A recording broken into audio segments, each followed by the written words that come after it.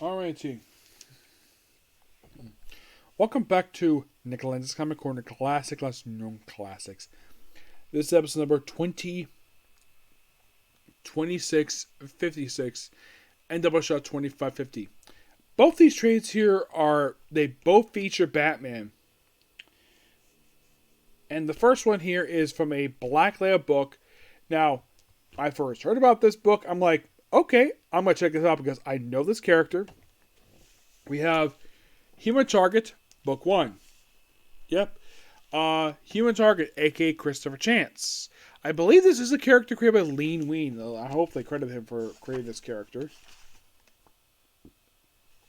Yep, Lean Ween and Comic Infantino. This collects the first 6 issues of this line for Human Target. Written by Tom King, art by Greg Smallwood. Mostly put it's Christopher Chance, him in the DC Universe. You could say this book is also a partial love letter to the JLI books. So we start with him drinking, and of course he puts on his suit. Oh, by the way, the way he's depicted in here, he's got white in his hair because he's an older guy.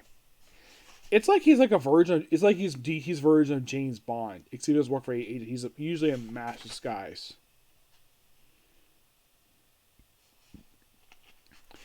At the illness people, and of course, deal with Lex Luthor in here too. Yeah, and him basically talk with him too. It's like normal something. He meets up with Dr. Midnight. Yep, Dr. Midnight. As being examined by him. Oh yeah, apparently like he pulls out like a drawer and it's a Bible. Excuse me. And then we have a picture here of the JLI. Yep, and this version is comprised of most of the original lineup. You have Mr. Miracle, Fire and Ice, Guy Gardner, Gnort, Marshmallow, Batman, Captain Atom, Black Canary, Ted Cord, the Blue Beetle, Red Rocket without his face mask for some reason, and Booster Gold. And then during the events of issue 2, we actually have Ice pop in the book, and Ice is sleeping. Is basically depicted as, well, she's brought in the book, and she's basically, it's like the way the art style is. It feels like a 50s style noir, because that's basically what this book is. Like, at one point, you have her basically put on a swimsuit. And a swimsuit, which I'll show it off here. And she misses her friends, and of course, then we see her swimsuit kind of reminds me of, I would say, look at the suit itself. Yeah, it has a little ice thing in the middle, which that's her thing. It reminds me a lot of the Honey Rider swimsuit from Dr. No. That's what this reminds me of. You could say 60s as well. Mm-hmm.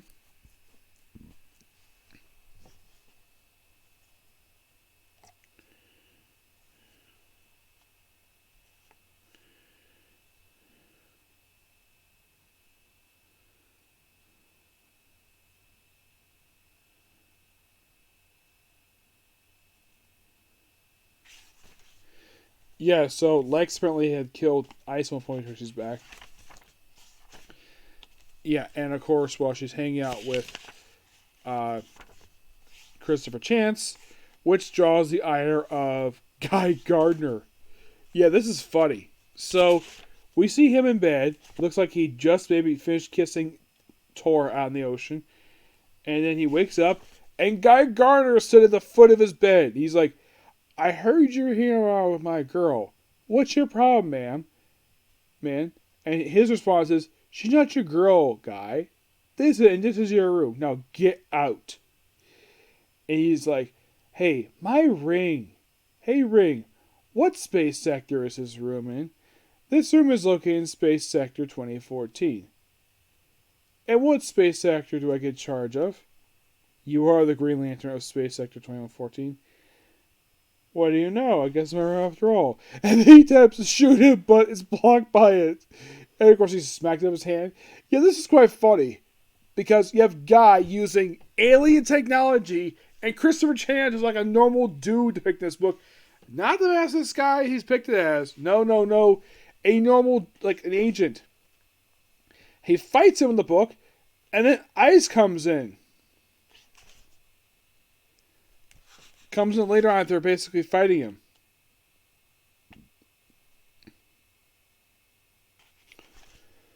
Yeah, and then of course they get bandaged up like... Yeah, Guy apparently is... And then we have Guy driving the Green Lantern fancy sports car next to him and Target. And of course they decide to do a street race and Guy gets wrecked by a truck. Sure you're doing? Yep. And we see Booster, who's there basically being fun. Always great to see Booster. I think this is only the second time I could think of that Booster Goes written by Tom King. Because the first time I could think of he's wrote him was in the story The Gift from Batman. I'm like, okay. Now, me personally, I don't have an issue how he wrote Booster Gold. It's completely in character. He goes, yeah, and this is funny. So apparently Guy tore up Christopher's Chance's car. What's wrong with you, Guy? Maybe he's not drunk enough. And he's like, put it back, Guy. Put the car back together. Now. Anything but a bagel. And then, of course, then Guy once again basically crashes. He's like, Chance, you're effing through. It's late, Guy. Go find somewhere else to sleep. Yeah, then he starts he takes out a chain, tries to strangle him. And then Hal Jordan shows up. Yes, Hal Jordan. You know, the first human Green Lantern. Now, this, I believe, is the first time he's ever depicted Hal Jordan in a comic. At least he's written being a character.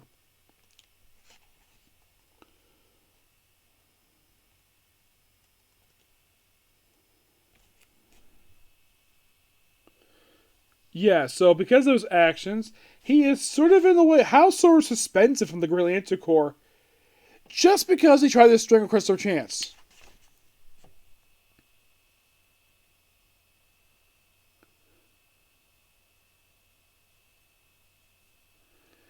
Yeah, and of course, as he takes out the ring, then Chance proceeds to punch him. Right in the face. Yeah.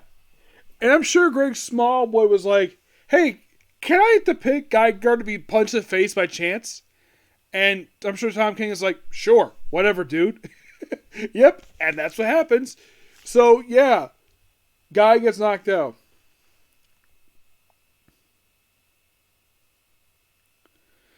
Yeah. Here. He's like, can I keep the ring? Who's knows missing or something? Either way, I should get him back before he tries to fly. So it's not Hal. It's actually his friend who's posing as him. And of course, we see Ted Cord in here. We see Ice in her ice costume, which is always nice to see that. I find this book to be a lot of fun. Yeah. And then we have Ice wearing nothing but a bathrobe. Yep. Like, ooh. And I'm like, I know where this is going. Smooch. And they had sex. Yep. And I was right. Yeah. They had sex. And I warned you, I liked it. Yes, he liked having sex with Ice. Yeah.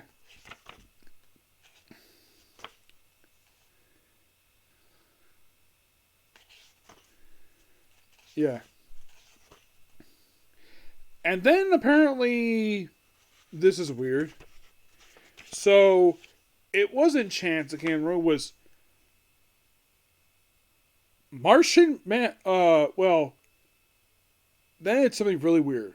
We got to another room where it's Fire and Martian Manhunter. You're thinking, what? Martian Manhunter slept with Fire? Apparently, it's like, it's not me, I'm somebody else. Like, what? Yes, seriously.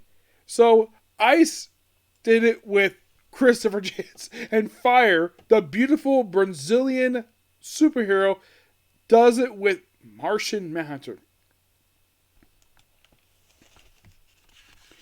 Which seems strange given the fact his weakness is fire.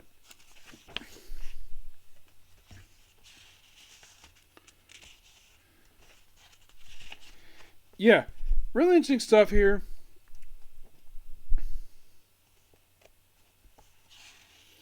And then, of course, Ice basically proceeds to...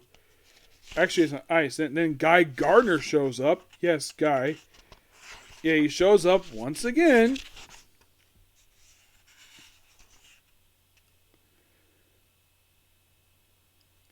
Yeah, and then, of course, then he gets pinned to the wall by Guy.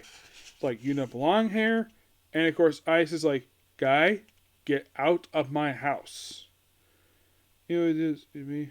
You had to smack. Babe, honey, you gotta listen to me. I'm in a position to tell you.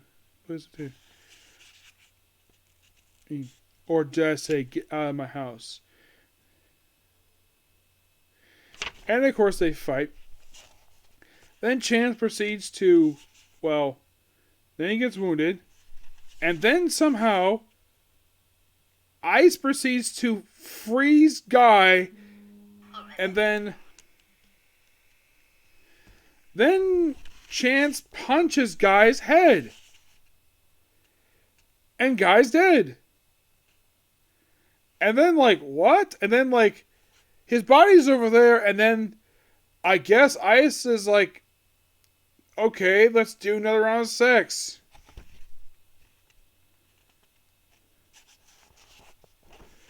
Ice melts and they drive off. Like, what? Yeah, and then Ice basically, and then, of course, Chance meets up with Fire. Because, hello, Christopher. It's nice to see you. It's been a long time. Very interesting book. I enjoy this.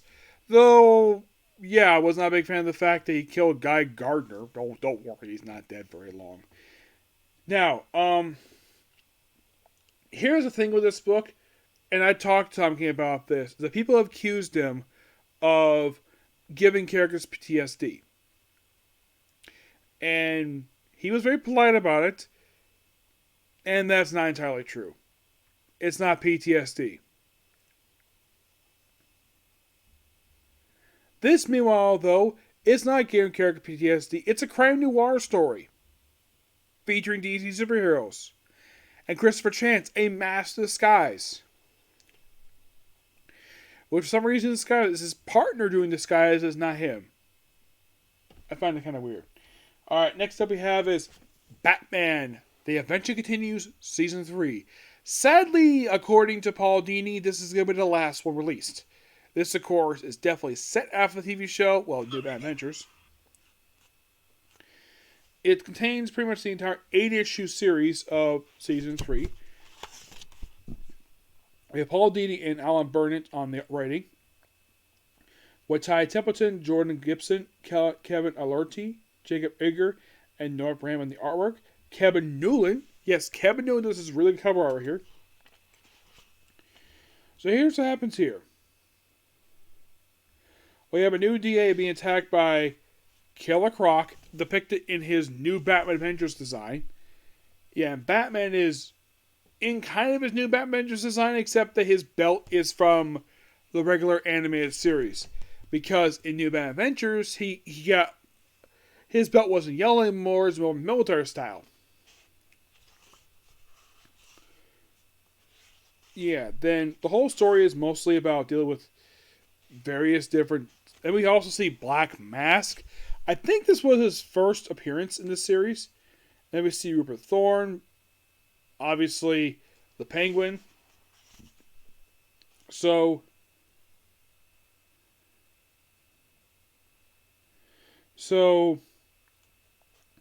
we see his new guy. Apparently I think he's supposed to be, and then we see Lockup is here. Yes, Lockup.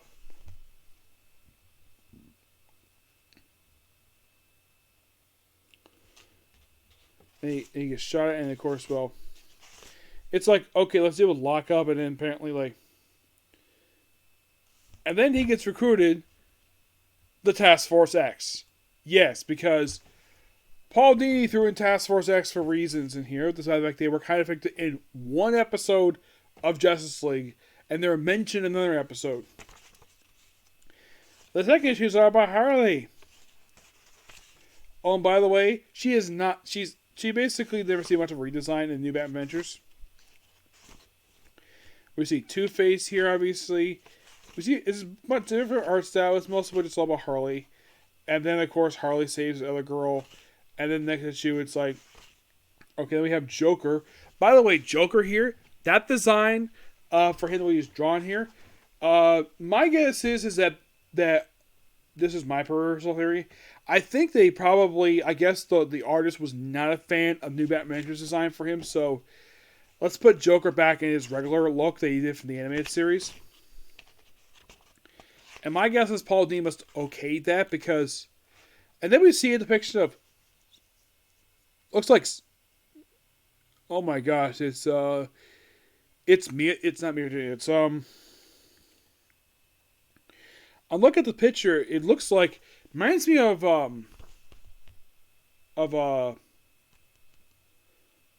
Oliver's sister.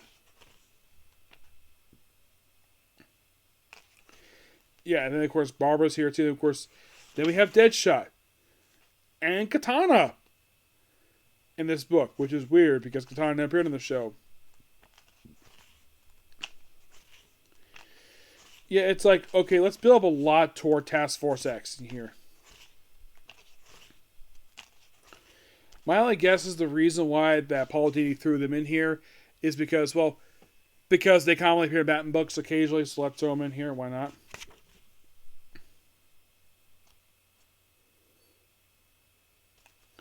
So yeah, they would Hugo Strange in here. It seems like this book is like a lot of really serious of stuff happening here. Aside from the whole thing with the Suicide Squad, which by the way, they pick King Shark is in here too. Though the way he's written here, he's written like the movie version of him.